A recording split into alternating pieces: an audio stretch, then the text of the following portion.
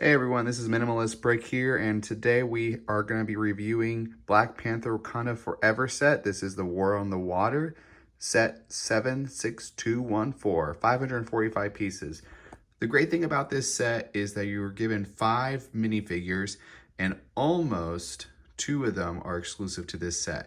You have M'Baku and you have Ironheart Mark II. The great thing about this set though is if you get this one, Shuri's Sunbird, you basically get all the minifigures that are exclusive to the Wakanda Forever line. This set is retiring at the end of this year, so if you want to get some of the Marvel minifigures from this set, make sure that you buy this set before the end of the year. You will find this set mostly on sale at many retailers. While a lot of people in the LEGO community have really dissed this item, it's only because it really shows off as a bland exterior. When you look at the interior, you do have a trap door as shown on the box, and the interior that has some items, but really, in all honesty, this set is mainly sought after many people for the minifigures. So what we're going to be doing today is building this set and looking into it further and seeing truly if it's worth being on shelves or if it should be dropped. And by dropped, I mean dropped from a ladder and crash into the ground and seeing it break into many pieces. So stay tuned. So in this set, it comes with the instruction book and it comes with some of the bags that help you with the building process. So the instruction booklet, as you can see here, doesn't have any cool detailing whatsoever. It just has a bland background and the image of the set. But the cool thing about this set is, once again, the minifigures. And I love that M'Baku minifigure in this set. So when we look at the total bags in this set, we have about roughly 5. And the great thing about this set is there's not that many stickers to really be putting on in different pieces. And honestly, that is a good plus because on it, you get so many stickers in sets nowadays.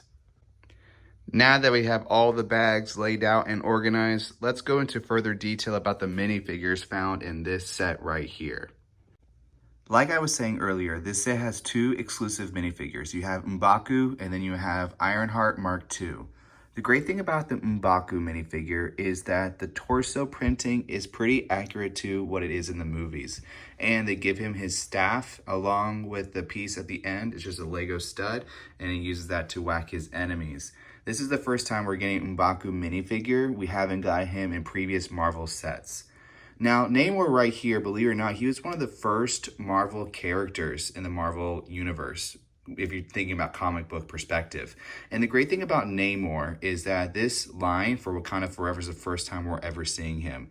Now, when we look at him, he does have exclusive leg printing and torso printing. This set is going to have Namor, but you're going to see him also in the throne room set 2 as well with the similar features. So like I said, all you have to do is get this set along with Shuri's Sunbird and you have all of the minifigures from the Wakanda Forever line. Now, when we look at Shuri's Black Panther, it comes with her head along with the head of Black Panther. Now, you can change them if you want to. The funny thing about this minifigure is that it was advertised on the back of the box that Shuri was going to be Black Panther. And this set images was released before the movie. So it kind of gave some spoilers to anyone who was looking into those kind of key features. Now, for the last 2 minifigures, we have Okoye, and she really isn't exclusive to this set, nor to the Black Panther line to begin with. They have the same kind of torso printing and the same kind of head printing, and her usual spear comes along with it. So nothing new there. And then we get Ironheart's Mark II. This is exclusive to this set, and I have to say, the torso printing and the leg printing is awesome. There's nothing really kind of cool with the back. I mean, they show some of her engines right there, but nothing using like light blue studs or even orange or red to kind of show any kind of fire coming from the engine propellers. So nothing too special about the back, but the front has amazing printings along with that head mask printing. So really great minifigure and first one in this Wakanda Forever line to see Ironheart's Mark II. So this is what it looks like after bag 1, and I have to say, there wasn't so much technic going on in the infrastructure of this sea leopard, which is what the ship's name is called. in the Wakanda Forever movie. Now we do get some other extra side builds right here for the War on the Water set, but nothing too complex, you know, pretty small builds. But this is pretty cool because if you really look at the detailing of it, it kind of looks like a fish. Bloop, bloop, bloop, bloop. It's pretty neat. Bloop, bloop, like a little fish. Bloop, bloop, bloop, bloop. So this is what the sea leopard looks like after bag number 2. Now, this wasn't really a substantial build. You get a lot of panels that look like this, and even smaller ones that look like this. When you're looking at the inside, you start to see the trapdoor come to fruition, but once again, nothing laid out there just yet. Now you have some exposed bricks on the side, hopefully for exterior decorations, and you get some pins right here at the front to maybe add some more flavor to it, but right now, nothing too fancy with this build just yet. Continuing on with the trend, this is what it looks like after bag 3. Now, there isn't really much to it. We have some plates right here that were added. You have some screen panels along with stickers. And then you have the back where you see the engine, and some exposed studs right here with the bricks. And then you have some of the like safes right here. But once again, nothing too special. It makes you wonder where the dragon flyers are going to go to on the sea leopard. Stay tuned in for bag number 4. This is what it looks like after bag 4. Now, I will say we got some more bricks in this bag. I mean, most of them have studs that are exposed on the sides. Hopefully, those are going to be used to give some more flavor to the exterior. We love the translucent yellow bricks. I mean, that one is just awesome to have in any set. Well, any translucent brick for that matter. And on the interior, nothing really special. A red brick right there, but like I said, nothing just yet. Hopefully after the last bag, bag number 5, we get to really see something cool. After 125 pages, it is officially done, The War on the Water. Now with this set, I have to say, they did add some panels in bag 5 that go around the perimeter of the exterior. But once again, you know, you have some exterior parts that are exposed. Now, I do get it. It's supposed to be War on the Water. It's in the water. But at the same time, I feel like the designers cut some corners here with this build because when you pick it up, it doesn't give it that like hefty, you know, feel like you want in Lego sets. I feel like if I were to, you know, accidentally misplace it or drop it, maybe a few inches, it will break apart. Now, and I only say that because these panels come off very easily. Now, I could just put that back in there, but once again, once you start messing around with the one panel, a lot of them start to fall off. You have the dragon flyers here, and I thought maybe in bag 5, you'd be able to add it onto the sea leopard as an attachment, but they just stand on their own. And these are the extra pieces. One thing I do appreciate is they give you a lot of translucent blue pieces. And with those, you can add it to the guns right here and shoot at any enemies part of Namor's army. Now, like I said, with this set, there is like a trapdoor inside here.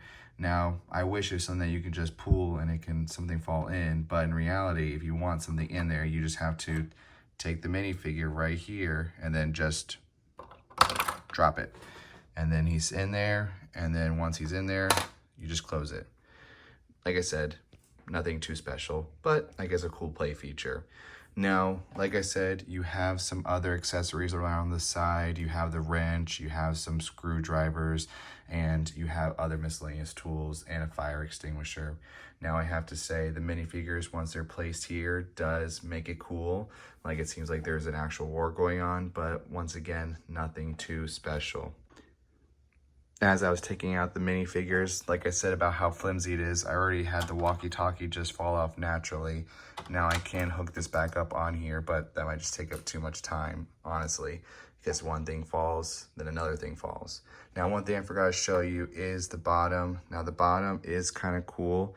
In this part, you see that there are some of the circular pieces that are just holding some of it together. But once again, it goes to the idea of what I said about the designers cutting corners. This set should not have been retailed for $89.99. I can see it always be on discount every time I go online. Now, this set is mainly for the minifigures. This set is usually only bought for the minifigures. Here at Minimalist Brick Studios, we have to decide whether or not a set is a good display piece or if it should be dropped from a ladder and shattered into mini pieces. Now, we typically pick up the pieces after the drop test and we put them in a bag and we would sell them off to another person who'd like to build it, or take the pieces from the set and put it in our inventory. Now, after all is said and done, you know, this set I would not personally put on my shelf. I like sets with a little color, some fun, ideas, and even some play features. Minifigures are one of my favorite highlights of any set, but honestly, nothing here is too amazing. I mean, when we look at the sets I build here at, you know, Minimalist Brick Studios, we have some good sets that I think are amazing. And when I compare that to the War on the Water, I just don't think it stands up to all the ones on these shelves right here. With that being said, let's see this set get dropped from a ladder in slow-mo.